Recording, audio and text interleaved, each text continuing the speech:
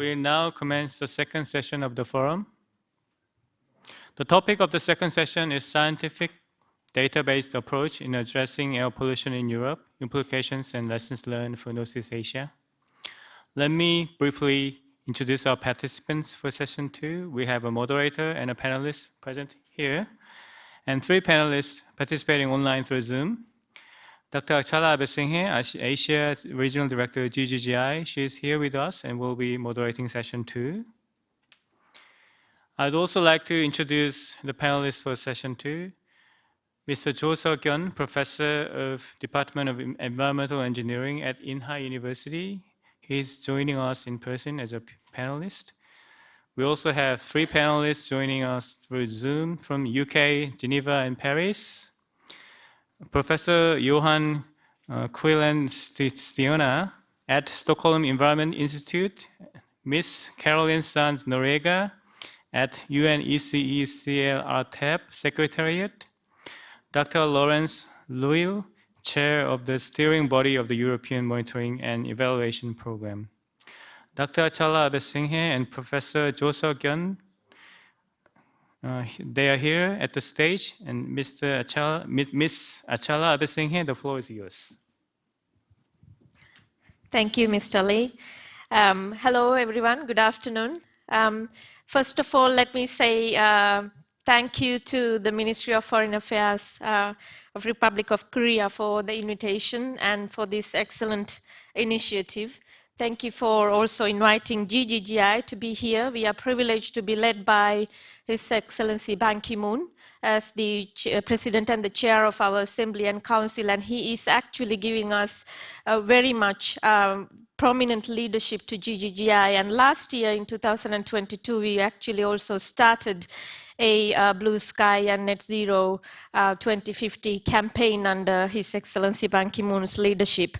And we are very much privileged and honored to hold hands and work together with the government of Republic of Korea as well for this effort.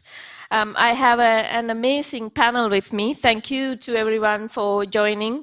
Professor Cho is sitting a bit far from me, but in between we have 3 great panelists also who have joined from afar. Before I go to my panelists, let me say that the focus of this session is to draw from Europe's experience on scientific and data-based approach in combating air pollution.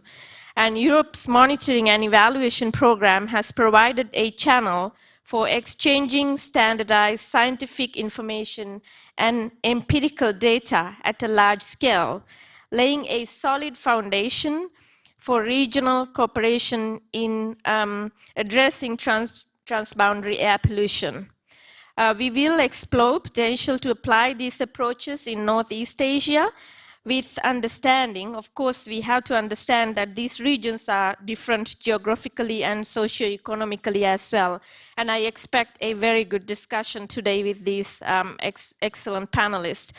Before I go to my panelists, I also want to say that I was a lead author of the 5th assessment report of the Intergovernmental Panel on Climate Change leading to the Paris Agreement negotiations. So I do understand a little bit of the science policy interface and how important it is for us to really have good scientific basis, a data basis for intergovernmental transboundary agreements. So without further ado, let me first go to Professor Cho, but also please bear with me, I'm going to change the order slightly to have a better flow after looking at the presentations of all the colleagues who are here.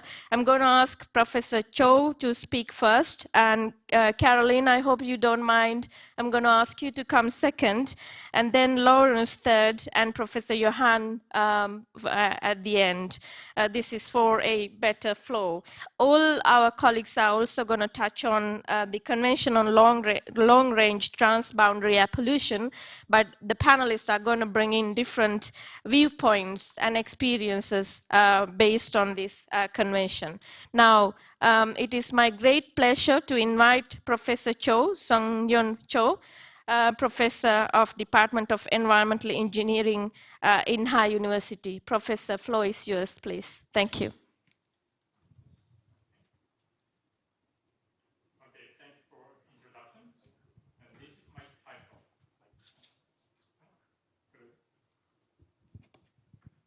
I was instructed I don't have to hold on to it, but apparently something has been changed.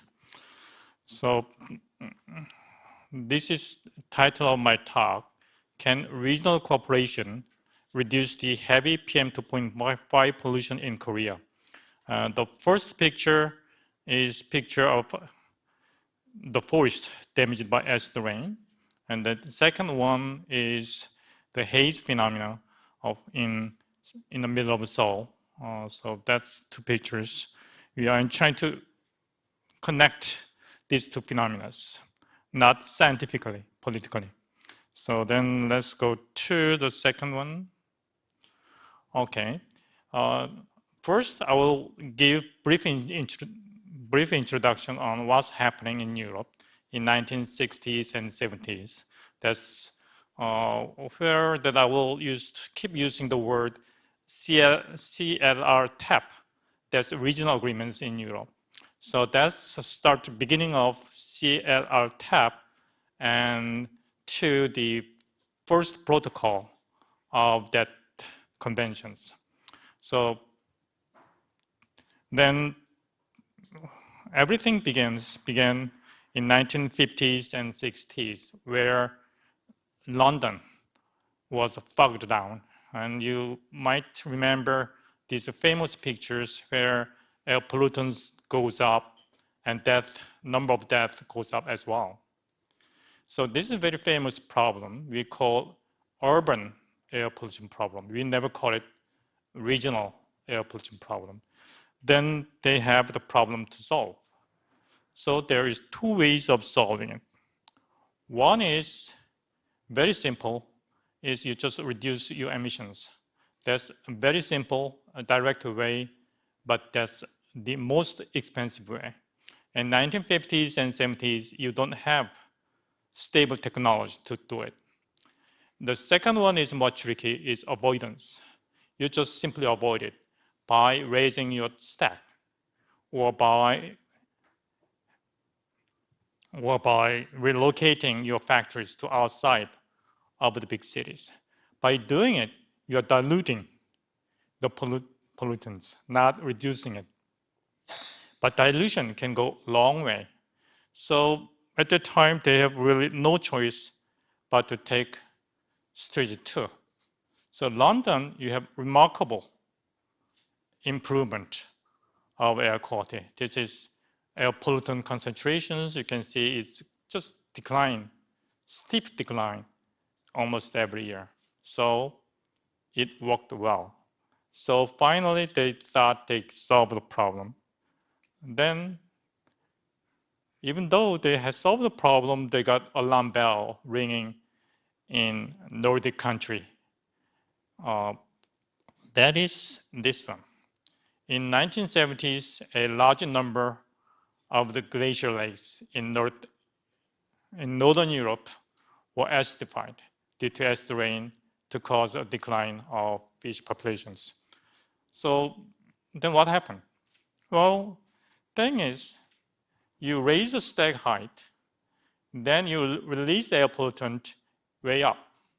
The air pollutant never have less chance to comes down and removed by surface, called less depositions. So they can travel long distance. Because you have more reaction time, you can produce more secondary pollutant, at this time sulfate. Then that's worsening as depositions. So the problem in your hand is basically this one. If you have a taller stack, can I have it? Oops. I got it now. Oh, okay. You have a taller stack that improves your local air quality, but you're worsening regional air problems. So that's why you need collaborations. Everybody can do their job at home, that everybody happy, then that's okay.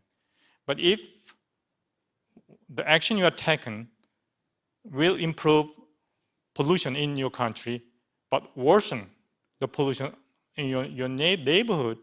That's not what you want. So that's the start of regional air pollutions. Then let me just quickly skip here. This is all the measurements done in London and Sweden.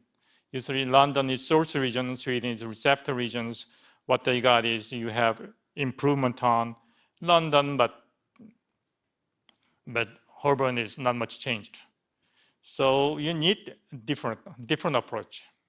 That is, you need to reduce the emissions. So then there's the start of conventions. Sometimes you call CLRTAP or sometimes convention. For this meeting, let me just say conventions.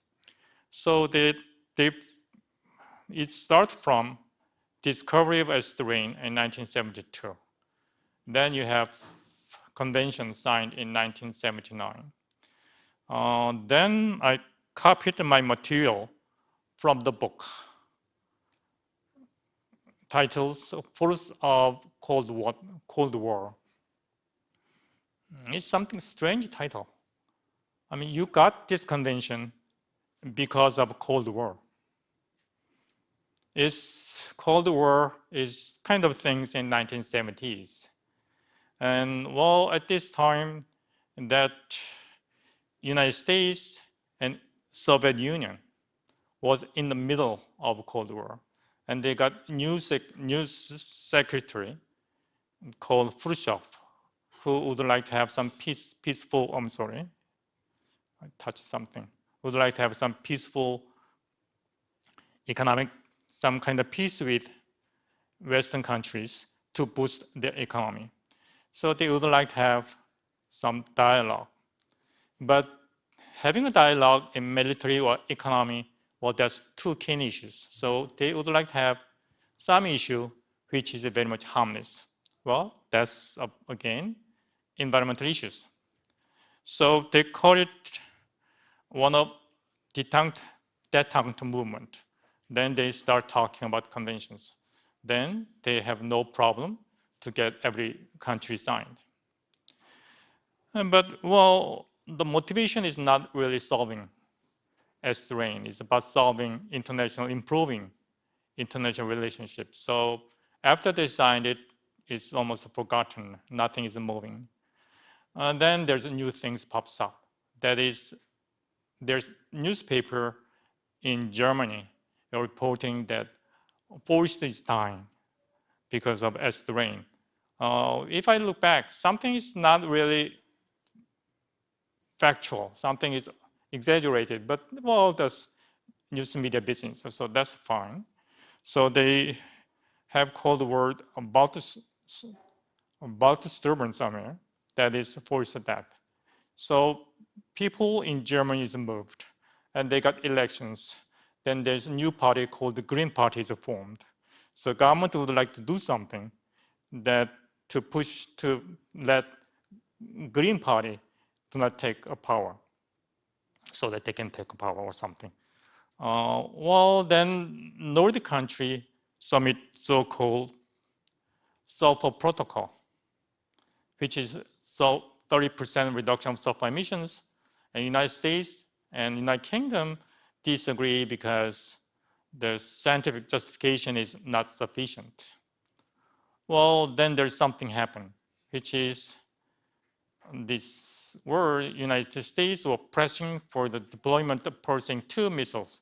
Something not very much environmental, but that's what happened. So Pershing 2 missile, they would like to install in West Germany. And Soviet Union thought, they might persuade West Germany if they pass this protocol. This protocol, sometimes you call Sulfur Protocol or Helsinki Protocol. It is passed in 1985. Well, this is about time that I was doing my PhD in researching on acid rain. Then things are not really moving fast. Then all of a sudden, they signed this sulfur protocol. Then it's evident that the concentration in Sweden skyrocket, declined very steeply. Then we saw that as the rain problem is solved. So from this moment, signing of a Helsinki Protocol, it means shift of avoidance policy to emission reduction policies. So then that's pretty much end of acid rain. And well, if you're talking about me, I got a degree on acid rain in 1986. I have very tough situation to get a job because problem was solved. So anyway, that's the other side of coin. And then I just write down two elements of success of conventions. How they succeeded so greatly. That the first one is acid rain was well-defined, high-impact, regional, not local, regional air pollution problems. It's kind of easy to say that everything is done and said, but it was a very difficult job for Scandinavian scientists to persuade, regional acid rain problem is something real. It took almost 10 years. And same things going on in Korea too. I will mention that point a little later. And again, Cold War aids in securing minister or higher level dedications. That's very important in political side. So when I look at it, it's pretty much top-down decision processes. Everything is from the top. So usually policymakers give a boundary, then bring the scientists to work together. That scientist can do a good job on that. If that scientist make convention, well, that's not their expertise. But this is what happened if your top-down decision process is mobilized. So that's the one. And third and the fourth is basically news media kind of helped it. And fourth is control technology.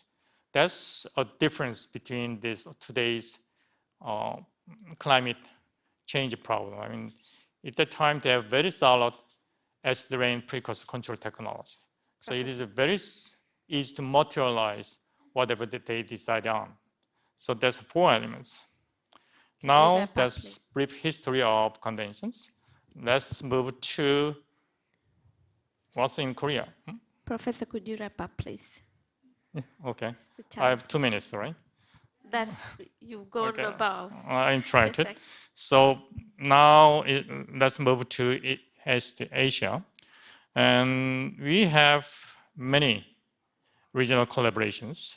There's EANet, NEOSPEC, and LTP. I had the opportunity to participate all these endeavors at least once. Then the problem of this endeavor is bottom up. So all the scientists getting together and have wonderful discussions and scientific improvement, but nothing is reflected to develop a conventions. So that's pretty much all the thing. Then let's move to that Korea. Can we have those regional agreements? So here are 4 elements. This element is same as this one. So here 1, 2, 3, 4. So I just write that right here. 4 elements. The first element, do we have well-defined regional air pollution problem require regional collaboration to solve? Yes, there is one. That is, there's more than one. Let me list one. That is so-called short-term PM2.5 pollution events, which is PM2.5 concentration is higher than 75 microgram per cubic meters. The modelers keep saying that in that instant, 70 to 80% transport from China. Then you have a long-term PM2.5. That's annual average 35. That scientists are saying that 30 and 40% transported from China. This is very, very unusual, very unique. Usually when you say short term, that is more likely local air pollution problem. like London smog, LA smog, everything is short-term, then that is local. But here, short-term is regional, more regional than long-term. It's not easy to understand.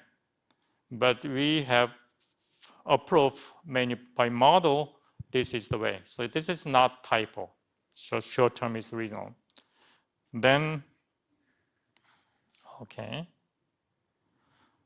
I have redesigned, I need to finish up. I'll just say one more sentence. And then because of those confusions, we do not get ministerial level commitment from either from China and Korea. So what they are implementing so far to solve this problem is basically local measures. So instead of regional measures.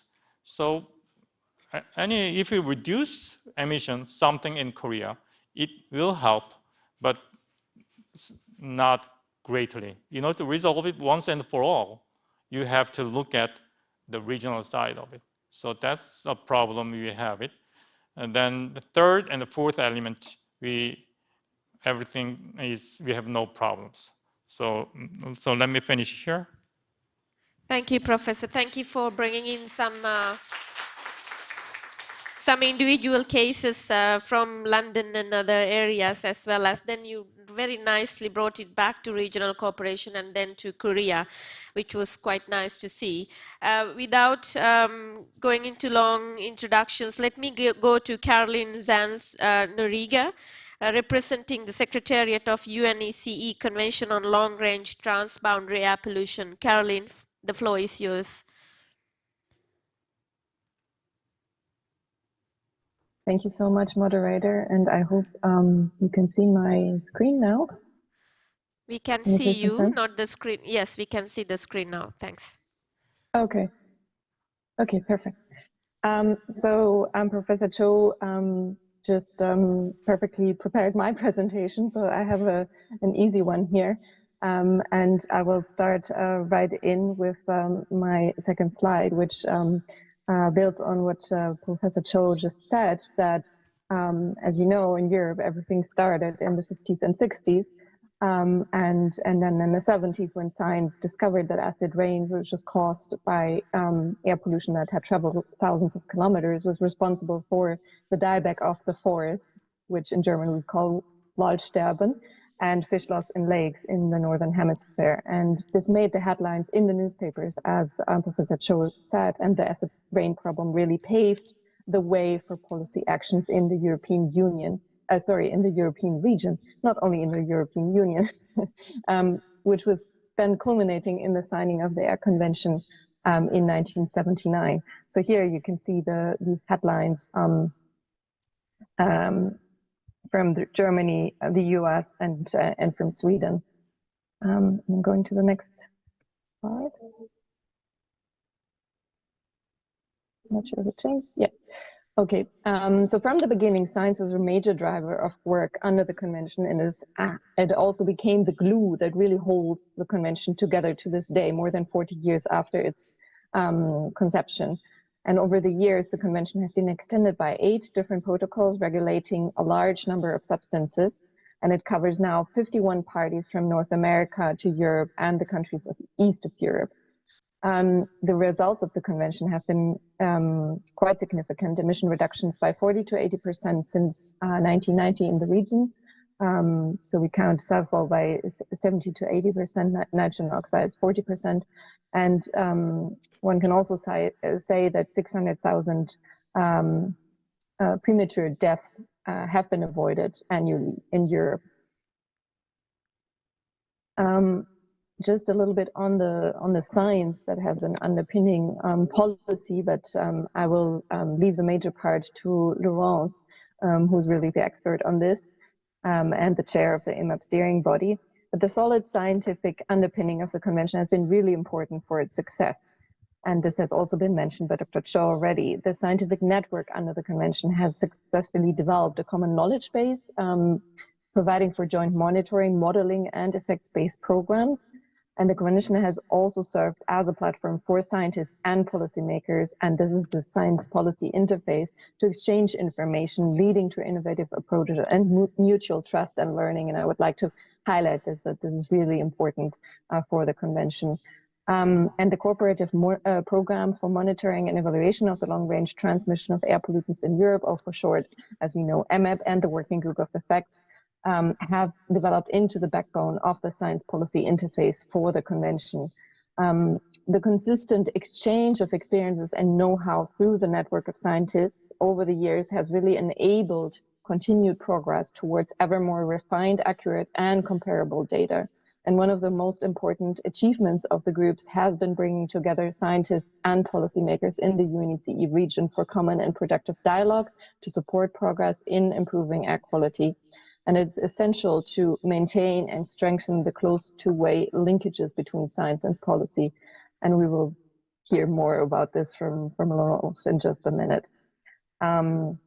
This is just to show you the organogram of the convention, and what I won't go into the details, but I just wanted to show you the complexity of the convention framework and the many task forces and scientific groups under the EMEP and working group on strategies and review, which has really been built over time.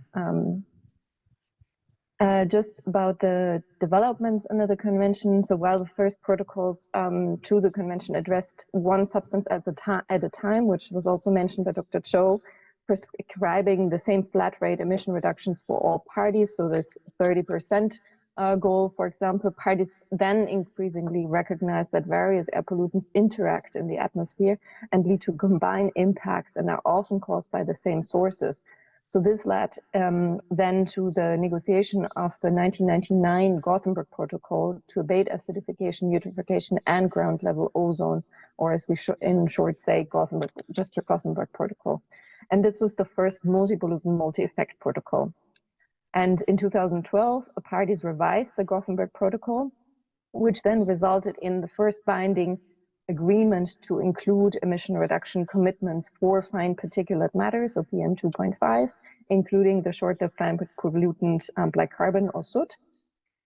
Implementation of this protocol really helps to reduce air pollution while also facilitating climate and health co-benefits.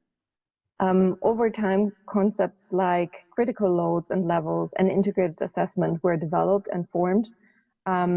Links between science and policy, and they were essential for the understanding and the scientific legitimacy of the policy measures, and to assist parties in implementing the emission limit values that are stipulated in the protocols. The convention has also developed a number of guidance documents that identify the best abatement options with particular reference to best available techniques, or BATs.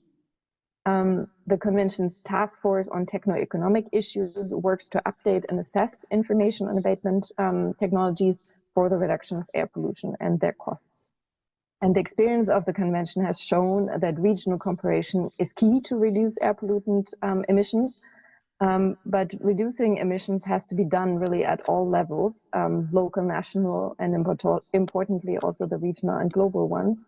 And cooperation between these different government levels is really critical. And recognizing this, parties in 2019 launched the Forum for International Cooperation on Air Pollution under the Convention, which aims to share and exchange information with other regions on air quality management. And Sweden and UK are chairing this initiative. Just have one more slide where I'm looking a little bit at the lessons learned. And I believe that the lessons learned from this convention can really be useful also for other regions. The air pollution can offer over 40 years of experience in fostering cooperation and air quality management on a regional basis, an established science policy network, which has developed over time and adapted to new challenges, and cutting-edge scientific and technical knowledge and guidance. The convention also provides strong policy guidance, as I just mentioned, to its parties, and a platform for exchange of experiences among parties. And we've just seen that last week, actually this week, when we had our working group on strategies and review meeting, where parties or delegations were exchanging on their experiences on how to reduce emissions in particular sectors. And this is really fruitful for the parties. And capacity building activities under the convention have assisted in creating a level playing field in the region, which is also quite important to integrate and be as inclusive as we can be. And just as a last point, I would also like to mention that through the forum, the convention would like to exchange experiences with other regions so that there can be mutual learning process. And I would like to invite the Republic of Korea and other countries from the region to actively engage in this initiative. Thank you so much. Thank you, Carolin, for that very nice presentation. I really like how you talked about the importance of that science policy interface, particularly not only for the Mother Convention, but also for the implementing protocols. I think that's very important. And the other point around how the convention and the protocols really pave the way for sharing experiences as well as capacity strengthening and creating that level playing field. Thank you, Carolin, again. Now, let me go to our third speaker. Laurence. Laurence ROUIL. She's the chair of the steering body of the European Monitoring and Evaluation Program. Laurence, the floor is yours. Thank you for joining us. Thank you. Thank you very much, Achala. Can you hear me? Yes, I can hear you very well. Okay, perfect. So I will share my screen. Good afternoon, ladies and gentlemen. Really, this is a pleasure to be here with you and to have the opportunity to present you how we deal with science database and science database sharing within the Convention on long-range transboundary air pollution. We talk also about air convention. So Carolin introduced how we work, what we have, how is organized the convention. I will go more into detail of the data sharing and science aspects. This is very important. I really think that one of the main factors that stimulates data sharing and that could explain also the successful implementation of the convention is really the science policy dialogue. This is what Carolin mentioned several times and what you highlighted, Achala, and I think that this is very important. And I tried to figure out how it works within the convention, but how it could work in other frameworks. In fact, science bodies, scientific experts could highlight evidence of harmful effects of air pollution and also could describe, highlight pollutants that should be targeted and with which metrics to be able to assess the impact, the health impact and impact on ecosystems of air pollutions. And science also provides some insights about the physico-chemical processes, because you know that air pollution is not a linear, simple processes. When you talk about ozone, about secondary aerosol, it can be very complicated. So science is here to give the picture.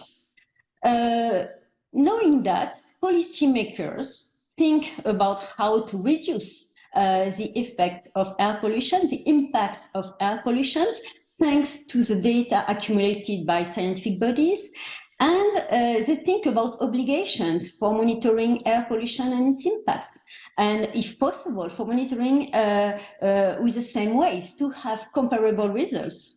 They also think about obligations for reducing emissions, and this is exactly the outcome of the Gothenburg Protocol that Carolin mentioned, with objectives, mid-term, long-term objectives for reduction of emissions and of pollutants and precursors of pollutants. And policymakers can also set the framework for reporting and data sharing. When it comes from policymakers, it could be more efficient. Okay, with that, the scientific bodies, the experts can use data reported to analyze the behavior of air pollutions, the trends of air pollution patterns, and they can interpret new insights or unexpected results, because policymakers perhaps in the past thought that reducing the emission in that range could have could solve the problem, and after a few years we realized that this is not the case, and the scientists have to explain why, and they can identify new issues. And then they come back to the policymakers. The policymakers then can revise the legislation, can develop cooperative framework for supporting new developments. And this is what we've done recently within the convention, with this international forum. And they can also amend the strategy with new scientific questions and priorities that will be taken again by the science body. So this is the way more or less it works within the convention, and I think that this is a nice cycle and very efficient cycle. So when we talk about data sharing, what and why, what do we share within the convention? First, emission data sets. This is really the starting point to deal with air pollution. We have to reduce emissions. So emission data sets are in fact a binding instrument with objective obligation to reduce emissions, and also a scientific challenge, because we know that this is very difficult to elaborate accurate, robust emission inventory. Everyone is looking for good emission inventory because it's difficult, because we need a perfect description of the activities that are responsible for emission, and we also need to know the emission factors. But the emission factors, they depend on many parameters and not the same from a country to another. And from a country to another, this is not easy to gather the necessary information to have a good emission inventory. So science never stops, and this is very important to develop a framework with exchange of experience, exchange of points of view, sharing difficulties to collect information and to improve the system altogether. Emission data sets, most important with emission data set is to develop transparency, comparability, and of course completeness. You can understand that this is essential for policy issues. Monitoring data is important, essential to assess the impact of the policy strategies, and monitoring data can focus on concentrations and deposition, while effect monitoring data that we also gather within the convention focus on ecosystems, for instance, vegetation, water, forest, and material. And these data, those data sets, monitoring data sets, should be shared by everyone so that everyone could be aware of the impact of the strategy. The same for modeling data, because we cannot monitor everywhere, so modeling data is essential. First, to have a global overview of the situation with global regional maps, but also to be able to foresee the impact of future legislation, because only with models you can deal with projections and with future impact of the policy strategy. So within the convention, we also share modeling data and models. And how do we do that? We have scientific centers. If you remember the organigram that Carolin showed, there are scientific centers that are responsible for gathering and providing data. And they also have to develop appropriate technical setup, guidelines, templates, web tools for reporting activity, for disseminating data and models. They also are in charge of defining the quality assurance framework and propose solutions for gap filling. And this is interest to have this regional organization and data sharing organization. When there are data missing in place, everyone, all the stakeholders can think about that situation. Technical Center, EMEP Technical Center provide assistance to the party, and they are funded by the parties. And they have to deal with a work plan that is adopted, defined by the parties. This is a very important point. Data sharing allows finally to have a regional overview of the states, to illustrate long-range transport. It is so important, as Professor Cho explained. Data sharing allows to share views about also the most efficient approaches to reduce transboundary air pollution. And one of the most important points, it's important to build confidence, to be sure that everyone is making the appropriate effort, and of course, to share and anticipate the future concern. And also, why not, to build national expertise because of this exchange of data, views, models, and methodologies. So I think I will stop here. The two last slides are just the website, because we also disseminate data and models for everyone, not only for the convention stakeholders, but everyone, policymakers, academics, NGOs, general public could access this data. It's very important. It's very important for education, for raising awareness, and simply for build confidence at every level. So many thanks for your attention. Thank you, Laurence. On the dot in terms of time. Thank you very much. Because this session is about data sharing, I just want to repeat what you actually said at the end, right? Data sharing of views about help to share of views about the most efficient approaches. They build confidence. They help to share and anticipate together, and also most importantly, data sharing build up national expertise. Thank you so much, Laurence. Now let me go to Johan. Johan KUYLENSTIERNA, research leader, Stockholm Environment Institute. Thank you, Johan, for joining us very early in the morning in the UK. The floor is yours, Johan. Thank you. Thank you very much. Can you see my screen? We can see you. Yes, we can see the screen. Thank you. Well, thank you very much for inviting me to share some ideas with you on international cooperation on air pollution, and considering what lessons can be developed that would have relevance for Northeast Asia. So one advantage of coming last is that just about everything I'm going to say has already been said in some way. The advantage is that I think that all the speakers agree, and we're all fans of international cooperation. So I started my career studying acid rain and supporting the Convention on CLRTAP, with an input regarding the science of the impacts of acid rain. So I think it is interesting, as the first speaker said, to note that all of these countries in Europe and North America did decide to commit to work together to solve acid rain, and agreed to develop a negotiating framework supported by science.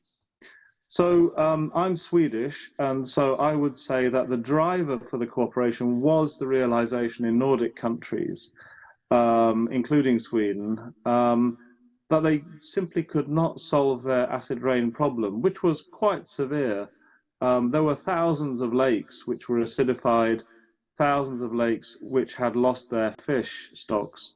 And there was an understanding by the scientists, even in the 1960s and early 70s, that a large proportion, maybe 80% of the sulfate and nitrate deposition causing acid rain and acidification originated from emissions in countries outside of Scandinavia. So it simply was not possible for them to solve the problem on their own.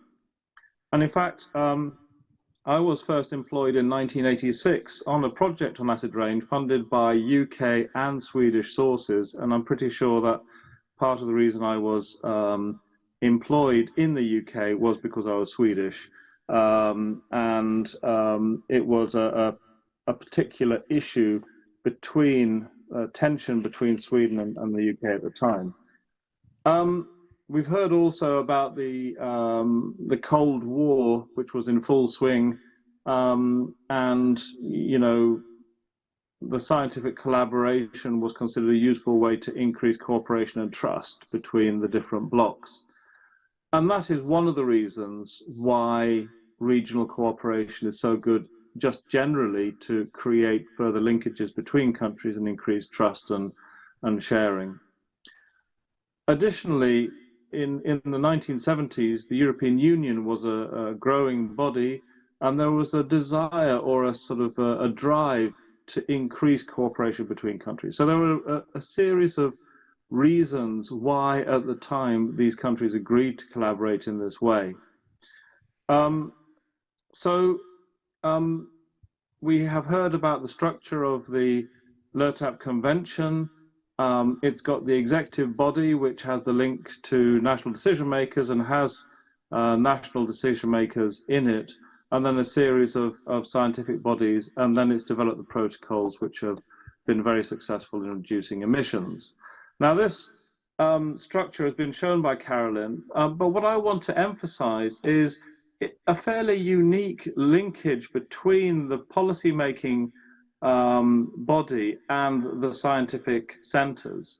It's very tightly coupled. In some cases, the policymakers are ahead of the science, and that's very different from other issues. So they request information they want for the negotiations, and they ask the scientists to develop the science and give them the answers they need to feed into the negotiations. And it's a very tight sort of request for information, supply of information, and as we heard in the last talk, the fact that, you know, the scientists also find policy insights which are fed up to the policymakers. So it's very tight. It's rather different from the way in which, for example, the IPCC and the UNFCCC have more of a arm's length relationship. This is a very close relationship, and it's been very effective. And as we've seen, you know, there's been a dramatic decrease in the emissions of sulfur dioxide, nitrogen oxides, a little bit with ammonium, since the CLRTAP Convention came into force. So it's been a very successful exercise. Now, when it comes to Asia, we've got a scientific cooperation. So Bert this morning was talking about ENET and the cooperation on monitoring. That's expanding. I was heavily involved in the development of the Mali Declaration, and I'll talk about that in a moment. And then there have been attempts in Southeast Asia to cooperate on haze pollution. And then there's this recent development of this regional action program, which is developing at the moment, and we'll have to see where we're going to go. So I was involved in setting up and supporting the Mali Declaration in South Asia, where we tried to set up cooperation, learning from the experience of the CLRTAP Convention. So what we managed to do was to get the countries to sign a intergovernmental agreement to cooperate. And we built a series of regional cooperative scientific activities, but it was not a negotiation forum. It was the policymakers would meet, and I think it's very interesting to note that a sort of community of those people was developing between the countries. And I heard from some of the people that much of the discussion and the science that they heard about within the Mali Declaration informed their national policy development, but it wasn't ever a policy negotiating forum. But it was very valuable, and it's still going, and the countries still value it. And I'm working with Dr. Verma, who was in the first session, and others to try and revive this cooperative framework. But one of the things that's clear is that, you know, all regions differ. So you can't transplant all of the experience from one region to another you have to take into account how the regions are different. But some of those lessons that we've been hearing today are relevant to transfer, and it would be important to do so. So the Climate and Clean Air Coalition, as we mentioned, as well as the support for regional cooperation, most of our work in the Stockholm Environment Institute has been recently working with different nations on developing their capacity to address air pollution and climate change in an integrated way, so focusing on short-lived climate pollutants. And we've had some success, and so it is very valuable to work at this national scale. And we've heard that in Northeast Asia, all the countries are working hard nationally to develop their air pollution strategies and reduce emissions. But it seems to me from the experience, especially of the CLRTAP Convention, that if it is possible to develop the regional cooperation, progress can be sped up. You know, we can get more rapid progress on emission reductions, and those aspects of regional air pollution can be addressed effectively, which is much more difficult when you simply have each nation doing its own thing. Now, in terms of the regional cooperation on air pollution in Northeast Asia, it does seem that there is recognition by national governments that regional cooperation is desirable. So they have set up things like EMEP, ROUIL, other attempts to create either scientific cooperation or policy discussions around regional air pollution. So, you know, there is an understanding that this is a good thing to do. And the science-based collaboration is always easier to motivate and develop compared to developing political agreements or a negotiating forum. And this science-based collaboration is useful in its own right. So ENET is very valuable. It creates closer ties between individuals and institutions in different countries. It increases trust, and it can create closer policy linkages. But the scientific collaboration would be enhanced if there was a policy-making process in the region which it was supporting. So the science has a greater impact if it has a purpose to support policy development, rather than collecting data and sharing it, but without any clear purpose or audience. But as a trust-building and regional networking exercise, it's still very valuable to do these scientific collaborations.